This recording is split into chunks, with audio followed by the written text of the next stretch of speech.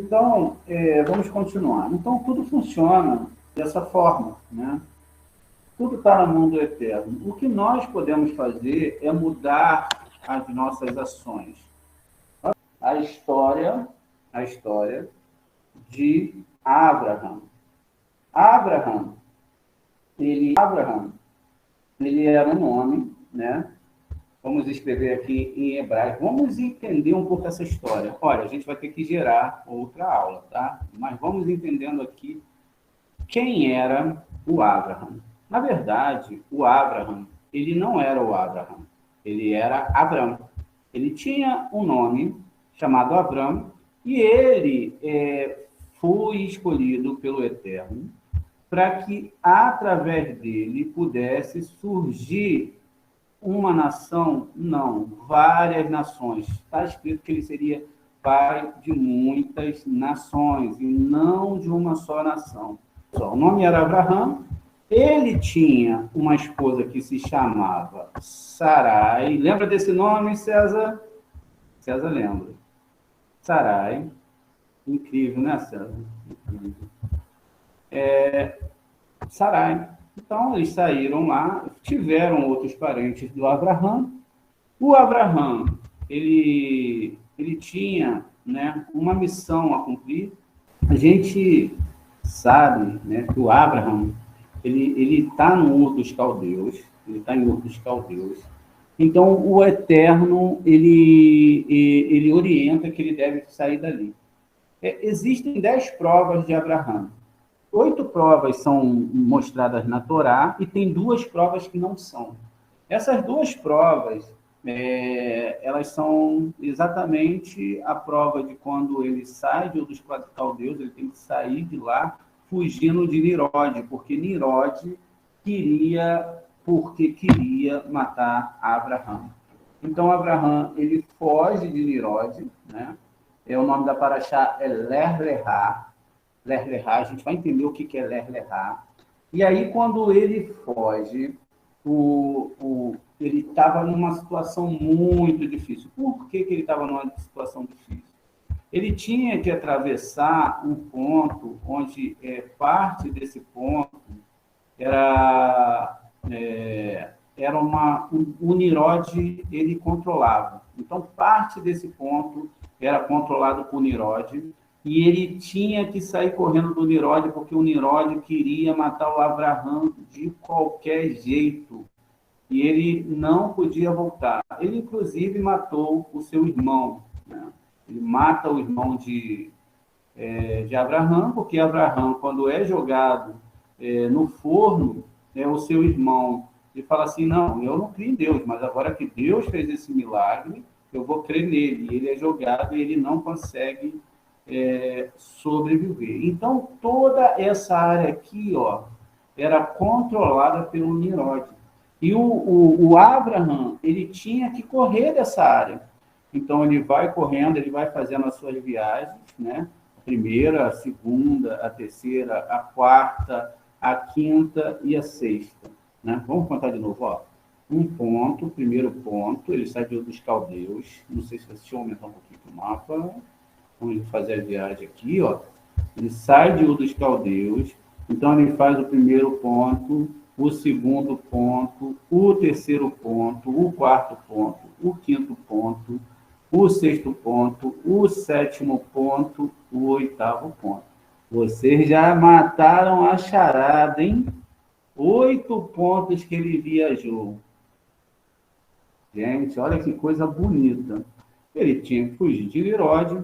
Ele também, ele estava aqui numa situação difícil, porque existia uma parte aqui que era controlada por ninguém mais, por ninguém menos do que os egípcios. Os egípcios, eles tinham um controle de uma parte aqui, ó, quer dizer, olha a situação, e ele tinha que descer no Egito. Por que ele tinha que descer, gente?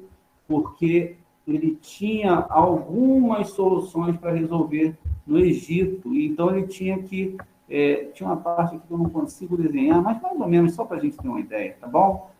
Então, tinha algumas coisas aqui no Egito que ele tinha que resolver. Se vocês pararem para reparar, todos os sábios de Israel saíram da onde, gente? De dentro do Egito. Não teve um que não saiu. O Moshe saiu da onde? Foi criado na corte egípcia. O Abraão foi para onde?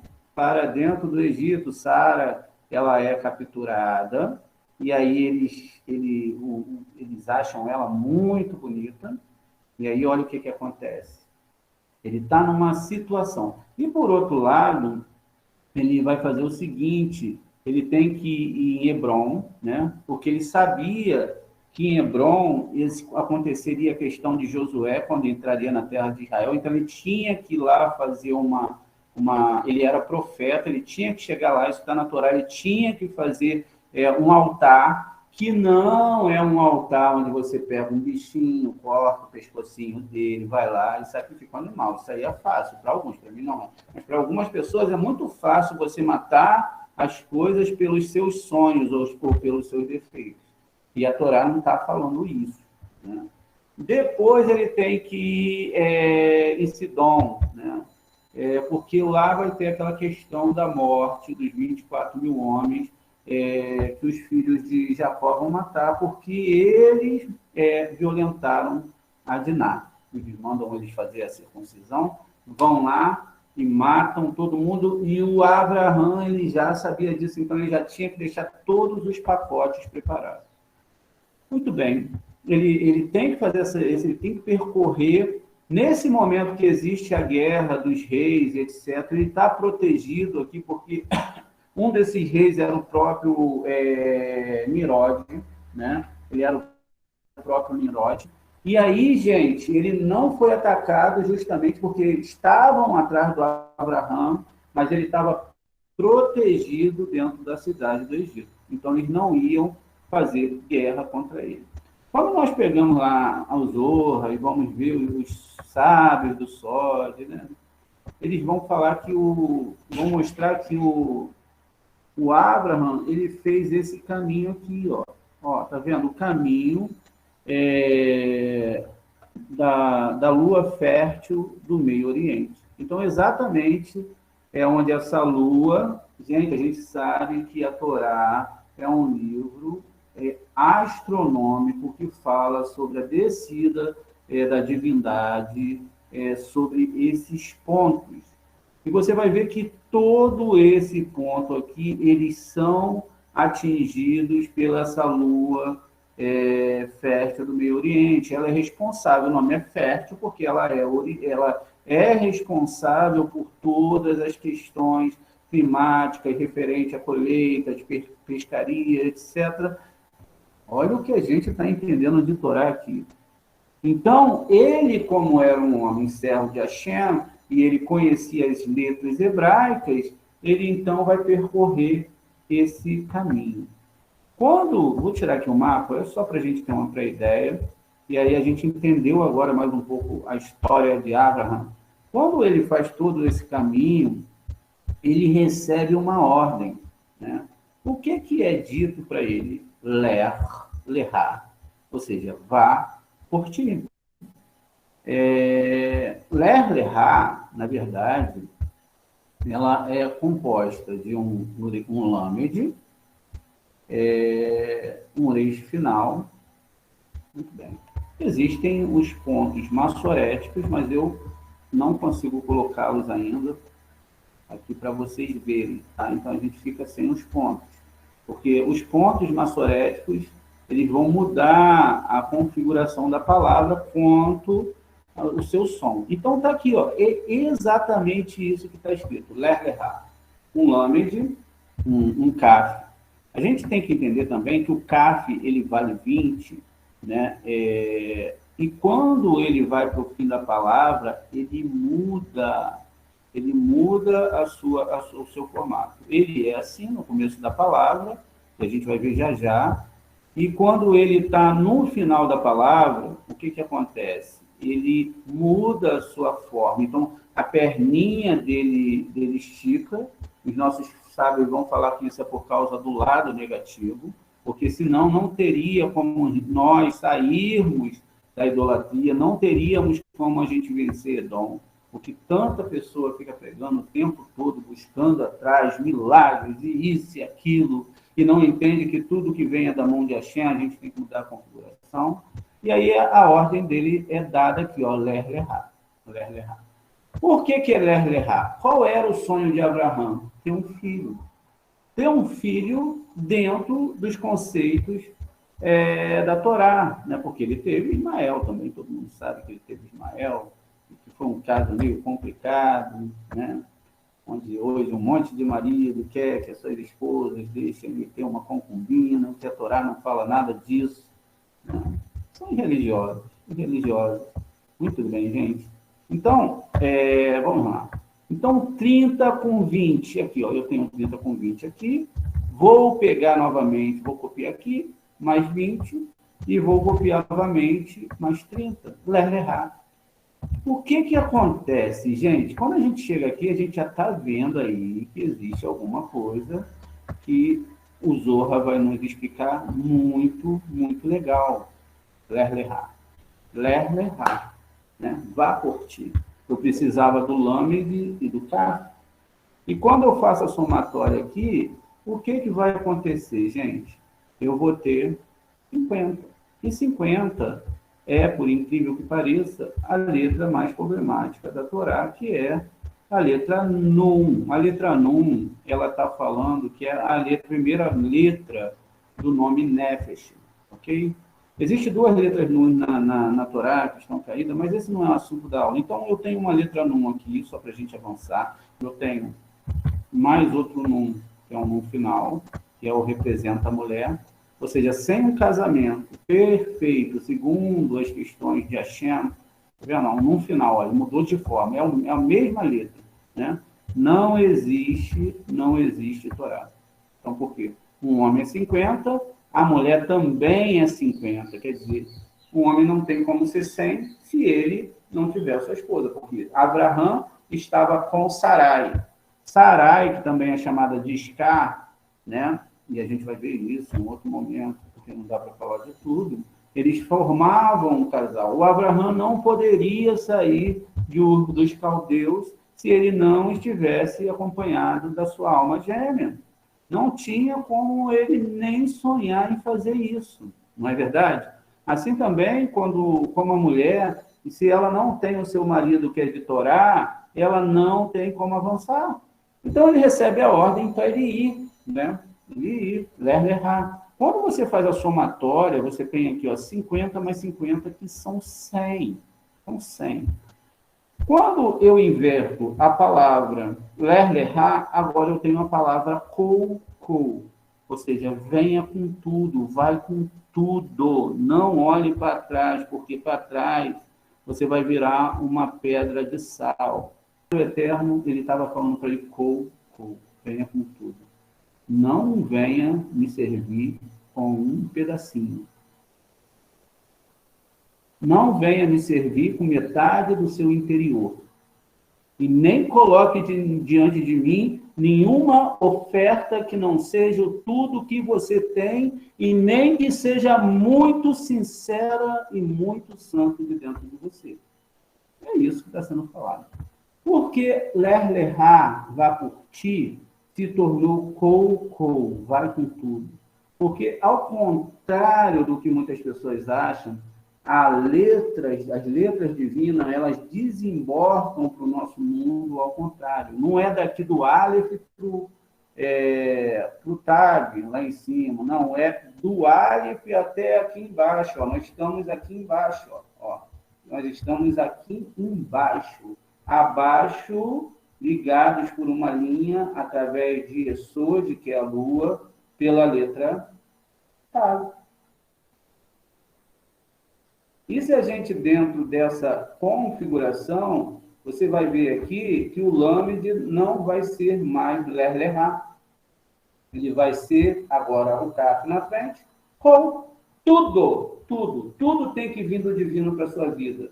Tudo tem que funcionar de acordo com o que o Eterno quer para a sua vida, porque você é um servo do Eterno. Você não está servindo Ele por isso, mas você está servindo o Eterno porque você vai com tudo.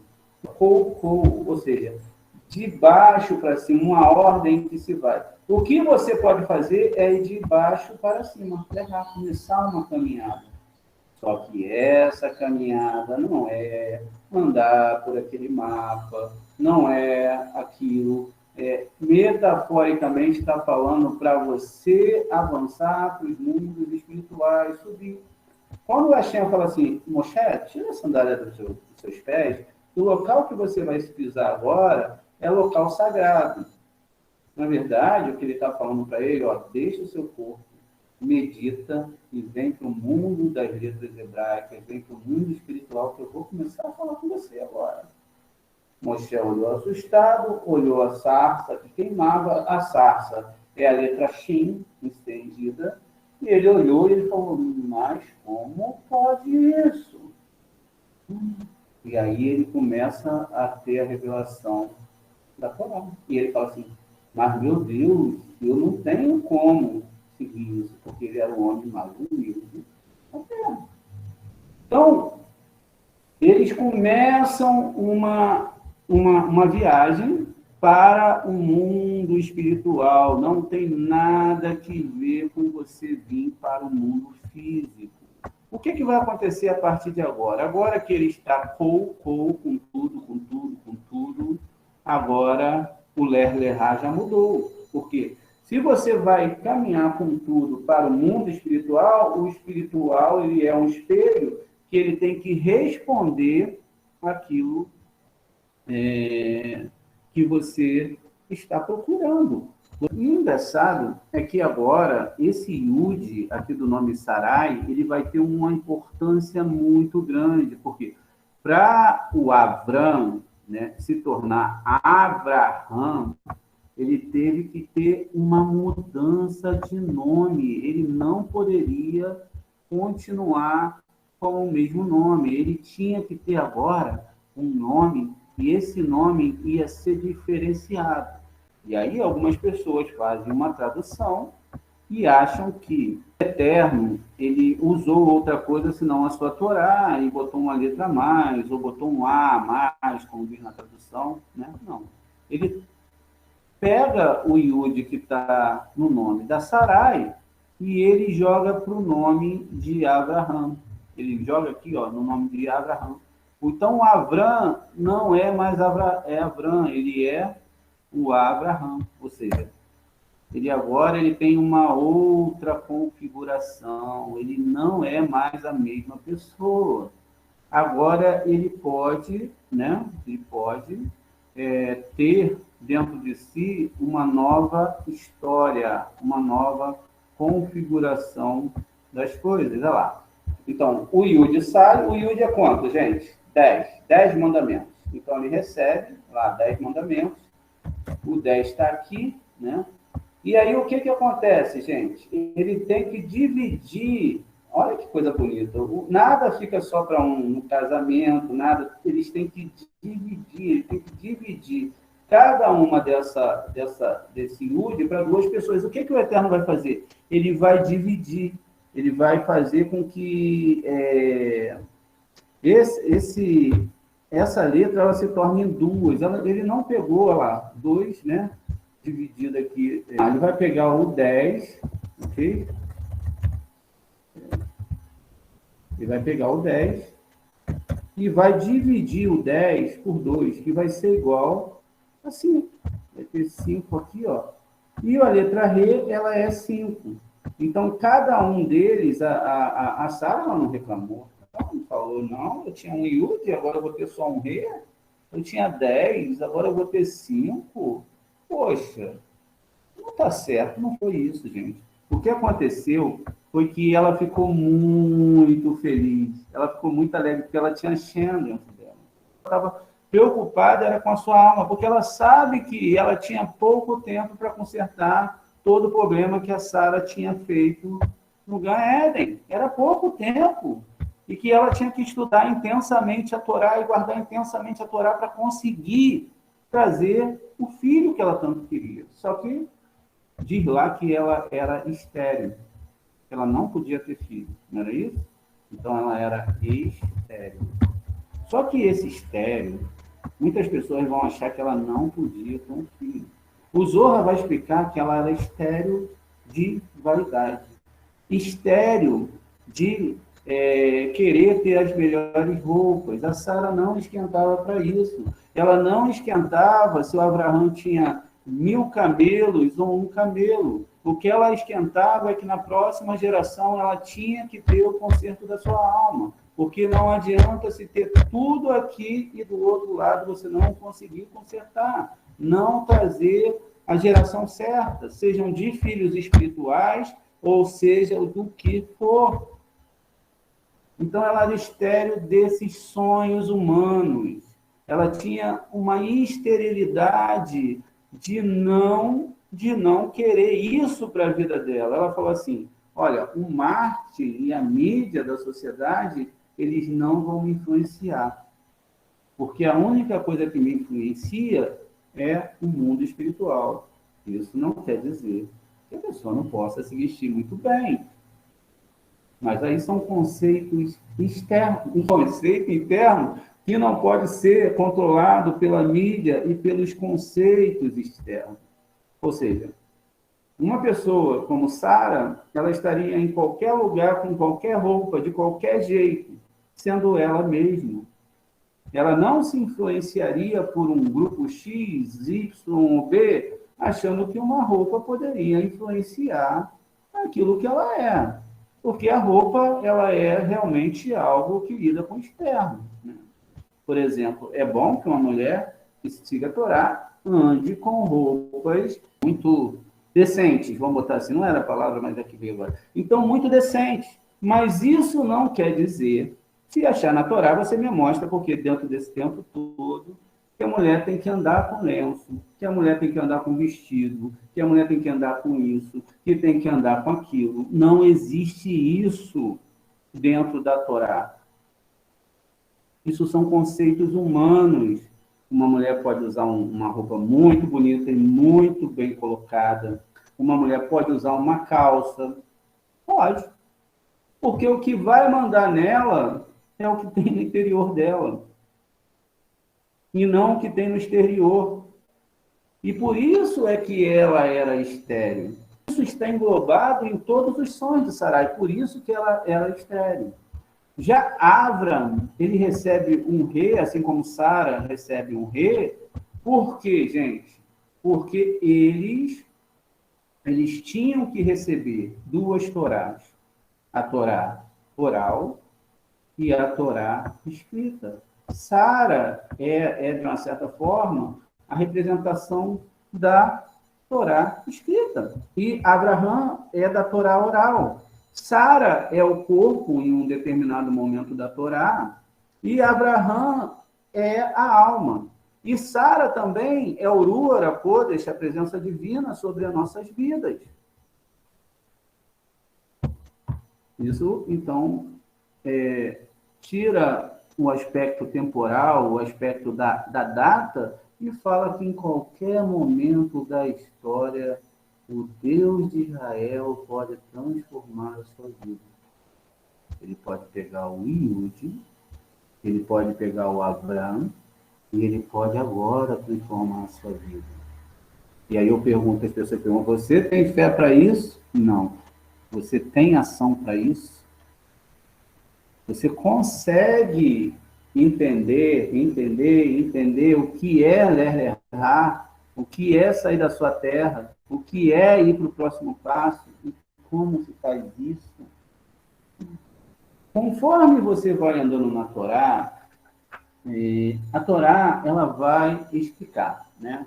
Quando você chega aqui no Bereshit, né? Quando ele chega na cidade, eu vou botar aqui, gente, na cidade de Moré, né? 12:6. Vamos ver aqui, ó. Abraão levou sua esposa Sarai e Ló, ainda era Sarai, e de seu filho e irmão todas as riquezas que se acumularam, né? Pessoas que adquiriram em Harã, ou seja, 1 milhão de pessoas que eles converteram ao Deus de Israel, e partiram para a terra de Canaã. Então, e passou Abraão pela terra, até o lugar de Siquém, até o carvalho. Observem essa palavra aqui, gente, de Moré, tá vendo? Então, de Moré. O que é Moré? O que é Moré? O que é Moré na linguagem da Torá, gente? É alguém que é professor e que ensina a Torá, né? Ensina a Torá. Alguém que vai gastar a sua vida ensinando a Torá para as pessoas. Então, isso é um Moré, ok? Está aqui, ó, a palavra Moré. E o que acontece, gente? Olha, vamos pegar aqui, ó, ele foi lá. O que está acontecendo aqui? A gente tem que compreender muito bem por quê. Porque a palavra Moré, ela é muito linda dentro da Torá. Por que ela é linda, gente? Porque ela vai te ensinar uma coisa muito bonita agora. Para você aprender a Torá, você tem que ter o quê? Um Moré. Sem um Moré para te mostrar como é a Torá de verdade, você não tem. Ó, aqui em cima você tem a palavra Moré, e embaixo você tem a palavra Torá. Bastou se substituir uma letra, que é o Mem, que é 40, pelo Tav, que é 400. As duas são, né, o mesmo valor, ou seja, tem um 4. Para você aprender a Torá, como Abraão aprendeu a Torá, e como ele era um Moré, ele tinha que ter o quê? Um professor que ensinasse essas coisas para ele. Tá vendo? Porque um Moré, se você substituir aqui em cima pelo Tav, você vai ter o quê? Um ensinamento de Torá. O que é impossível você aprender sem ter um Moré. E sem que esse Moré te ensine aos pés do ouvido. Porque tudo que vocês vão aprender aqui não é nada comparado com o que você pode aprender e absorver de um Moré de Torá, tendo pé do ouvido, a pessoa estando ali e escutando a paraxá. Ok? Então é outra coisa, é outro nível totalmente diferente. E existem muito mais conceitos. Então, gente, olha isso. Então, Sarai e Abraham, eles tinham um Moré, que era quem? Shem, o filho de Noa, que ensinou para Abraham que era a Torá. Quer dizer, Abraham, ele é um iconoclasta, quebra ídolos, etc. E ele sai dos caldeus porque ele tem uma revelação do Eterno e ele vai caminhar, mas ele precisa que o Shem ensine a ele a Torá, porque ele, na verdade, o Abraham, ele era alguém que estuda os astros, né? Então, ele era alguém que estudava os astros, mas ele conhecia os astros, ele sabia os movimentos, ele sabia um astrônomo, ele sabia tudo, mas ele não conhecia que tinha uma espiritualidade, ele sabia que um Deus tinha criado tudo, e aí aparece Shem, filho de Abraham, vai, então, ensinar a ele, né? Muito bem, a gente continua. Deixa eu só que foi lá para as planícies, né? Elai e Moré, que, na verdade, não são planícies no plural, mas planície, né? Ou seja, passou até o lugar de Siquém, até o carvalho de Moré. O que é um carvalho, gente? Uma árvore sefirótica. Alguém que vai estar disposto a te ensinar a Torá. Então, o que acontece? Quando ele descobre que existe isso, então eles vão estudar com quem? Com Shem. Depois vai vir o Yaakov, o Yaakov vai estudar na escola de Eber, ele vai ficar lá um tempão dentro de uma tenda estudando, descodificando a Torá que eles tinham naquele momento. Depois disso tudo, isso tudo vai se passando para frente, até que Moshe ele vai pegar os fragmentos disso tudo e vai trazer um entendimento do que é a Torá naquele momento. Só que a Torá, ela é um livro vivo. E aí agora a gente entra, como assim um livro vivo? Ela não é só isso que está aqui. Porque quando Moshe sobe no monte, ele tem que quebrar a Torá. Mas tudo que está existindo na história da humanidade, por incrível que pareça, isso quer dizer que não existe pecado nenhum. Não existe do que você possa se arrepender do que você era no passado. O que você pode fazer agora é mudar mudar o seu futuro, se tornando cada vez uma pessoa melhor. Porque se você não tem os erros do passado, você não vai poder ser quem você é hoje. A dor do erro, ela produz o arrependimento e o não querer de cometer o erro novamente. Porque somente através da dor é que vem os concertos. Então, olá, meu nome é Eliana. Vim falar sobre esse maravilhoso livro, Histórias Cabalísticas, Milagres e Provações, do Moré André Klein Rosa. É um livro maravilhoso, um livro que faz você participar de cada milagre, de cada provação, de cada experiência aqui contida. E é um livro que instiga você a estudar a Cabala,